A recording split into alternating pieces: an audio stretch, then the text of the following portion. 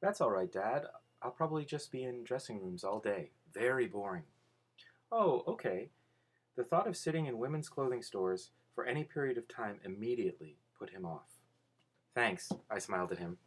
Will you be back in time for the dance? Grr. Only in a small town, in a town this small, would a father know when the high school dances were. No, I don't dance, Dad. He of all people should understand that. I didn't get my balance problems from my mother. He did understand. Oh, that's right, he realized. The next morning, when I pulled into the parking lot, I deliberately parked as far as possible from the silver Volvo. I didn't want to put myself in the path of too much temptation and end up owing him a new car. Getting out of the cab, I fumbled with my key, and it fell into a puddle at my feet. As I bent to get it, a white hand flashed out and grabbed it before I could. Thank you. My wife just brought me coffee. I jerked upright. Edward Cullen was right next to me, leaning casually against my truck. How do you do that? I asked in amazed irritation. Do what? He held my key out as he spoke. As I reached for it, he dropped it into my palm. Appear out of thin air. Bella, it's not my fault if you are exceptionally unobservant. His voice was quiet as usual, velvet, muted. I scowled at his perfect face. His eyes were light again today, a deep golden honey color. Then I had to look down to reassemble my now tangled thoughts. Why the traffic jam last night? I demanded, still looking away. I thought you were supposed to be pretending I don't exist, not irritating me to death. That was for Tyler's sake, not mine. I had to give him his chance, he snickered. You, I gasped. I couldn't think of a bad enough word. It felt like the heat of my anger should physically burn him, but he only seemed more amused. And I'm not pretending you don't exist, he continued. So you are trying to irritate me to death, since Tyler's van didn't do the job? Anger flashed in his tawny eyes. His lips pressed into a hard line, all signs of humor gone. Bella, you are utterly absurd, he said, his low voice cold. My palms tingled. I wanted so badly to hit something. I was surprised at myself. I was usually a non-violent person. I turned my back and started to walk away. Wait, he called. I kept walking, sloshing angrily through the rain. But he was next to me, easily keeping pace. I'm sorry, that was rude, he said as we walked. I ignored him. I'm not saying it isn't true, he continued, but it was rude to say anyway. Why won't you leave me alone? I grumbled. I wanted to ask you something, but you sidetracked me, he chuckled. He seemed to have recovered his good humor. Do you have a multiple personality disorder? I asked severely. You're doing it again. I sighed. Fine, then. What do you want to ask? I was wondering if, a week from Saturday, the day of the spring dance. Are you trying to be funny? I interrupted him, wheeling towards him. My face got drenched as I looked up at his expression. His eyes were wickedly amused. Will you please allow me to finish? I bit my lip and clasped my hands together, interlocking my fingers so I couldn't do anything rash.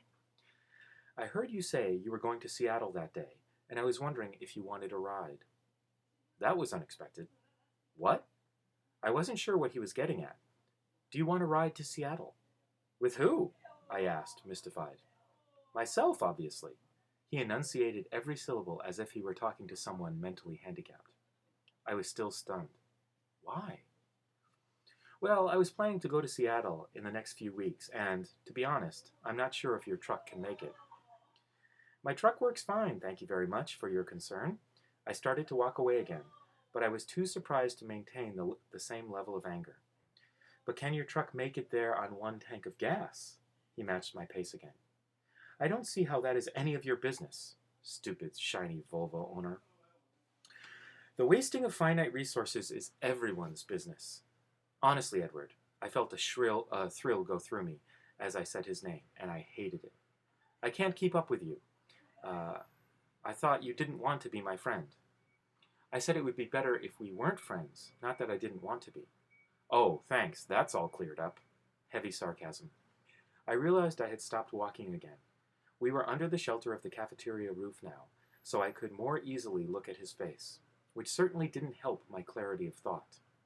It would be more prudent for you not to be my friend, he explained. But I am tired of trying to stay away from you, Bella. His eyes were gloriously intense as he uttered that last sentence, his voice smoldering.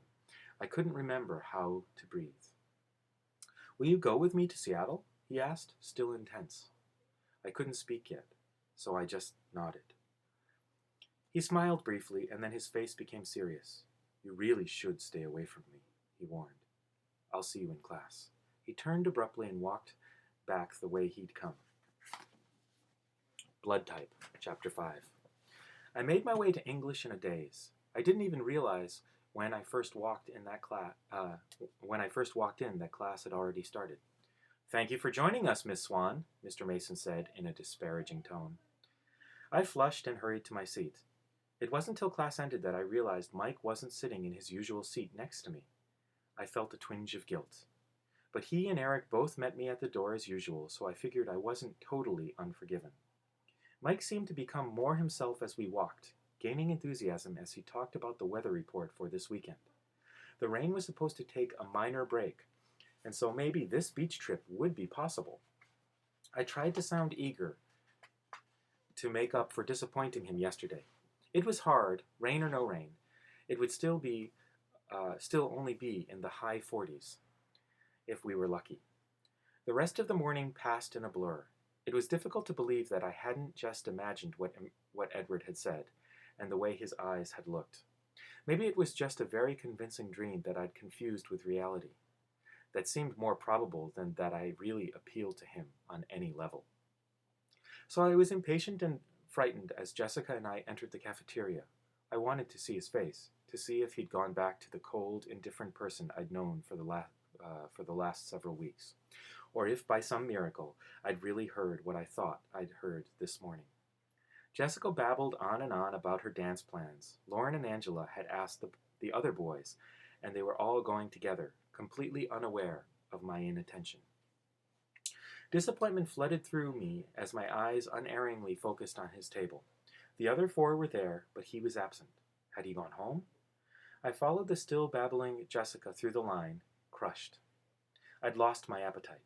I bought nothing but a bottle of lemonade. I just wanted to go, sit down, and sulk. Edward Cullen is staring at you again, Jessica said, finally breaking through my abstraction with his name. I wonder why he's sitting alone today. My head snapped up. I followed her gaze to see Edward smiling crookedly, staring at me from an empty table across the cafeteria from where he usually sat. Once he'd caught my eye, he raised one hand and motioned with his index finger for me to join him. As I stared in disbelief, he winked. Does he mean you? Jessica asked, with insulting astonishment in her voice. Maybe he needs help with his biology homework, I muttered for her benefit. I'd better go see what he wants. I could feel her staring after me as I walked away. When I reached his table, I stood behind the chair across from him, unsure. Why don't you sit with me today? He asked, smiling. I sat down automatically, watching him with caution. He was still smiling. It was hard to believe that someone so beautiful could be real. I was afraid that he might disappear in a sudden puff of smoke, and I would wake up. He seemed to be waiting for me to say something. This is different, I finally managed. Well, he paused. And then the rest of the words followed in a rush. I decided as long as I was going to hell, I might as well do it thoroughly. I waited for him to say something that made sense. The seconds ticked by. You know, I don't have any idea what you mean, I eventually pointed out. I know, he smiled again. And then he changed the subject. I think your friends are angry with me for stealing you. They'll survive. I could feel their stares boring into my back. I may not give you back, though, he said with a wicked glint in his eyes. I gulped. He laughed. You look worried. No, I said, but ridiculously my voice broke. Surprised, actually. What brought all this on? I told you I got tired of trying to stay away from you, so I'm giving up. He was still smiling, but his ochre eyes were serious. Giving up, I repeated in confusion.